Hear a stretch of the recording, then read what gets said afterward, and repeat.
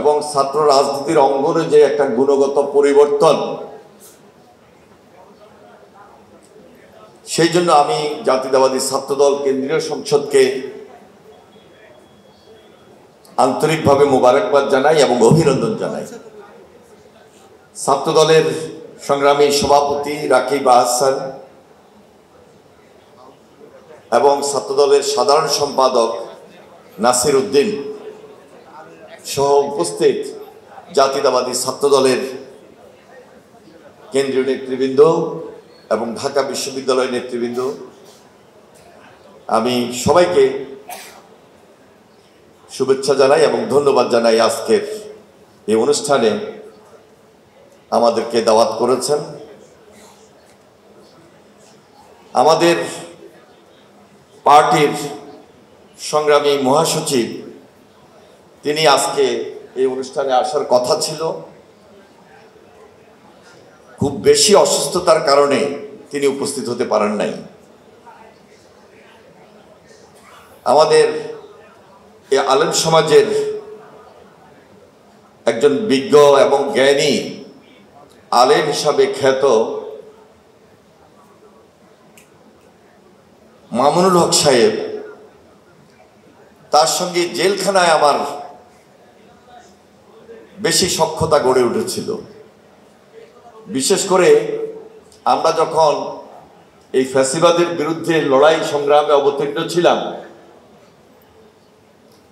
আমরা যে জেলখানায় থাকতাম, ঢাকা কোর্টে যখন একত্রিত হতাম, একটা গারদের মধ্যে দীর্ঘক্ষণ আমাদেরকে অপেক্ষায় থাকতে হতো যে কখন হাজিরা হবে, অথবা হাজিরা শেষে আমাদেরকে আবার কেউ কেরানীগঞ্জে যাব, কেউ কাশিমপুর জেলখানায় যাব, যার যার মতো করে আমরা এভাবে চলে যেতাম। ওই গারদখানায় মামুনুল হক সাহেব সহ আমরা যারা রাজবন্দীরা আমরা ছিলাম, একত্রে বসে সেখানে নামাজ পড়তাম, দুপুরে খাওয়া খেতাম, গল্প করতাম। আজকে তিনি আমাদের মাঝে উপস্থিত প্রধান অতিথি হিসাবে। আমাদের আজকের এই অনুষ্ঠানে তিনি উপস্থিত হওয়ার জন্য আমি ওনাকে আন্তরিকভাবে মোবারকবাদ জানাই। আমাদের বিশেষ অতিথি হিসাবে যিনি এখানে উপস্থিত রয়েছেন, এক নামে যার পরিচিতি, বিশেষ করে 90 সনে আমরা যখন এরশাদ বিরোধী আন্দোলন করেছিলাম এই ক্যাম্পাস থেকে, যিনি আমাদের এই আন্দোলনের নেতৃত্ব দিয়েছেন, গণ অভ্যুত্থানের নেতা হিসাবে যিনি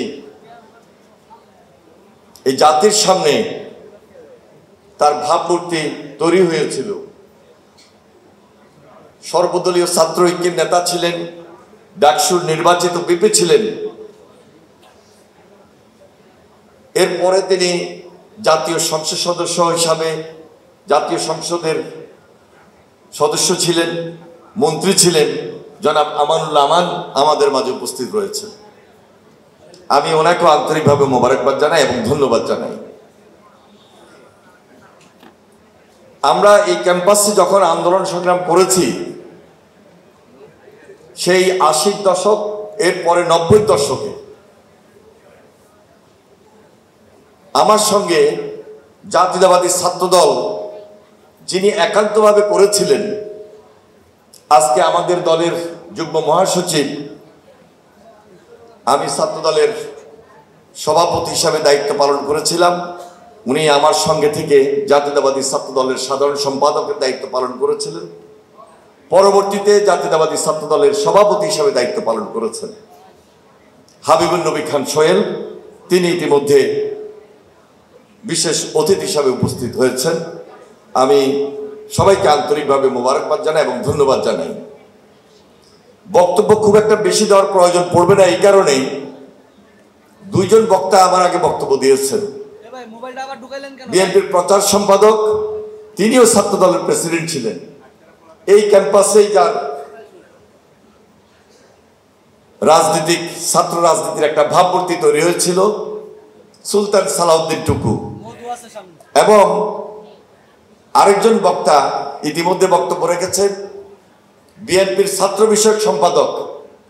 আমরা সায়েন্স ফ্যাকাল্টি, আমি সায়েন্স ফ্যাকাল্টির ছাত্র ছিলাম। শহীদুল্লাহ এপিছলের নির্বাচিত জিএস ছিলেন,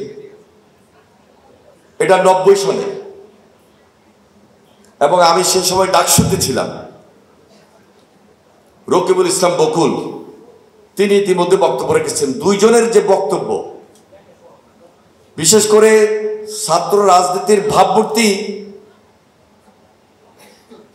কে নিয়ে নতুন যে একটা অধ্যায় জাতীয়তাবাদী ছাত্র দলের অগ্রযাত্রা নতুনভাবে শুরু হয়েছে, বিশদ আলোচনায় এই দুইজনের বক্তব্য ছিল। পাশাপাশি বাংলাদেশে জাতীয় রাজনীতির ভূমিকা নিয়েও তারা দুইজন কথা বলেছেন, এবং দুজনে আজকে খুব সুন্দর বক্তব্য রেখেছেন। সেই জন্য আমি বেশি বক্তব্য রাখবো না। আমি উপস্থিত জুরি বোর্ডের যারা রয়েছেন, সম্মানিত বিচারক বৃন্দ, আমার সামনে উপস্থিত যারা এই প্রতিযোগিতা অংশগ্রহণ করেছেন, এবং আমার প্রাণপ্রিয় ছাত্র সংগঠন জাতীয়তাবাদী ছাত্র দলের ভাই এবং বোনেরা, সবাইকে আমি আমার ব্যক্তিগত পক্ষ থেকে আন্তরিকভাবে মোবারকবাদ জানাই এবং ধন্যবাদ জানাই। আজকে থেকে যেই ছেলেটির বয়স 20 বছর আগে ছিল, তার মানে এখন থেকে যার বয়স 20 বছর, যার জন্ম ছিল 20 বছর আগে, তার সামনে এদেশের ছাত্র রাজনীতি যেটা ছিল, একটা জন্মের পর যখন তার বুঝজ্ঞান হয়, তারই ধারাবাহিকতায় স্কুল জীবন, কলেজ জীবন, এই পর্যন্ত বা বিশ্ববিদ্যালয়ে এসে যে ছেলেটি ভর্তি হয়েছে, তার সামনে বিগত 20 বছর ছাত্র রাজনীতির ভালো কোনো জিনিস তারা দেখেছে বলে আমি মনে করি না। তাদের জীবনে তারা মনেই করেছে যে ছাত্রলীগ যে রাজনীতিটা করেছে, অপরাজনীতিটা করেছে, এটাই ছিল মনে হয় বাংলাদেশের ছাত্র রাজনীতি। প্রকৃতপক্ষে যদি এদেশের ছাত্র রাজনীতির ইতিহাস এই প্রজন্ম একটু তারও পিছনে যায়, আসলেই দুটার যে পার্থক্য, এই পার্থক্য কোনোভাবেই বলে না যে বিগত 15-16 বছর শিক্ষা প্রতিষ্ঠান ভিত্তিক, ক্যাম্পাস ভিত্তিক যে দুঃশাসন তৈরি হয়েছিল, এটা ছাত্র রাজনীতি হতে পারে না। এই ছাত্র রাজনীতি আমাদের সমাজকে কলুষিত করেছিল, ছাত্র রাজনীতির মেধাকে এবং ভাবমূর্তিকে ধ্বংস করে দিয়েছিল। জাতীয়তাবাদী ছাত্রদল ইচ্ছে থাকা সত্ত্বেও এই ক্যাম্পাসে বারবার এর প্রতিবাদ করেও সেদিন টিকে থাকতে পারেনি, এবং ছাত্র সংগঠনটাকে এই প্রজন্মের সামনে তুলে ধরা সেই সুযোগটি তাদের হয়ে ওঠে নাই। 5 তারিখের পর জাতীয় রাজনীতিতে নেতৃত্বের যেমন গুণগত পরিবর্তন হয়েছে, জাতীয় রাজনীতিতেও তেমন গুণগত পরিবর্তন এসেছে।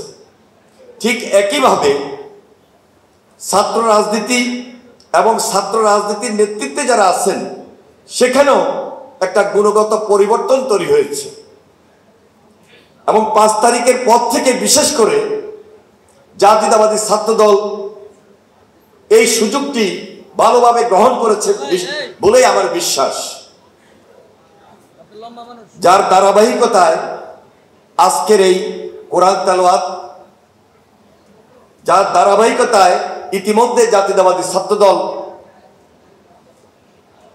মেধা বিকাশের পাশাপাশি ছাত্রদের অধিকার প্রতিষ্ঠার জন্য